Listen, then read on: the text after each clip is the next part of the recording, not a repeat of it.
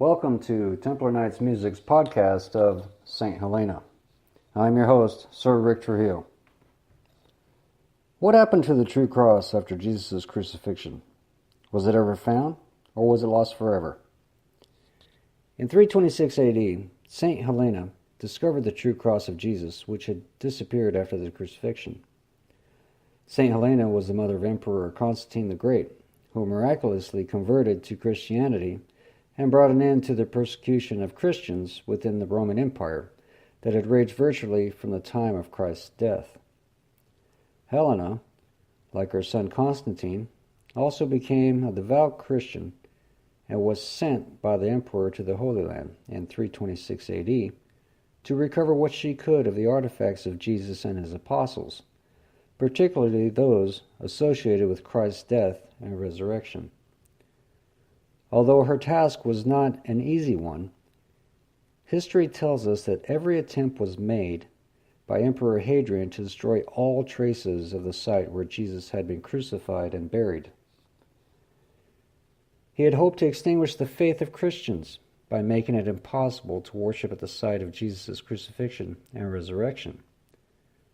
He had the ground around Golgotha covered with earth and temples built to Jupiter and Venus.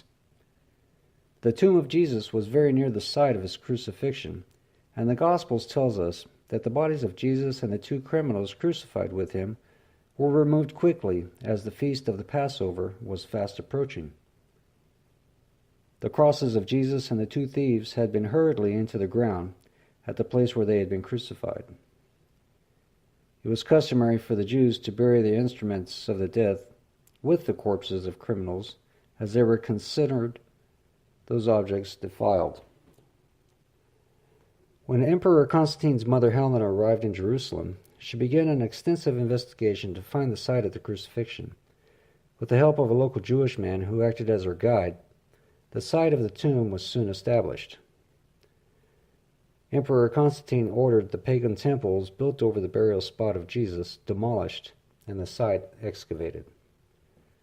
First, the tomb which had been hidden for so long was discovered. Then the three crosses were also uncovered, buried near our Lord's tomb, along with other objects, like the nails and the spear used to pierce Jesus' heart. The title that Pilate placed on the cross of Jesus had been lying separate from the crosses, so Helena was not sure which cross was the cross of Jesus. With the help of Macarius, Bishop of Jerusalem, the true cross was identified. Now you ask, how can Macarius know which is the true cross? Well, what he did is he took the crosses to a well-known lady in Jerusalem who was sick, and she was lying at the point of death. While praying, Macarius, one by one, he laid each cross on the woman. The first two had no effect, but when the third cross touched her, she suddenly opened her eyes and got up. All of her strength was restored. After the cross of Jesus had been identified, Helena built a church over the place where she had discovered the cross. Part of the cross she sent back to Rome and could be seen in the church that had once served her own as a private chapel. She also left a part in Jerusalem, in the church she had built on the site of her discovery of the cross and our Lord's empty tomb. Of course, the Church of the Holy Sepulchre.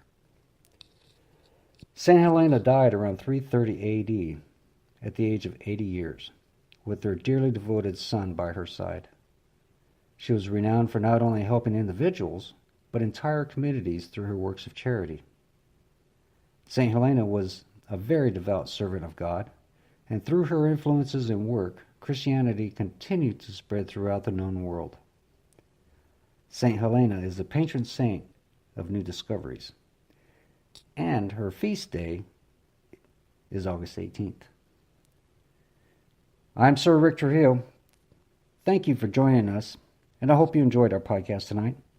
Until next time, may the light of our Lord Jesus Christ shine upon you, guide and protect you always. Bye-bye.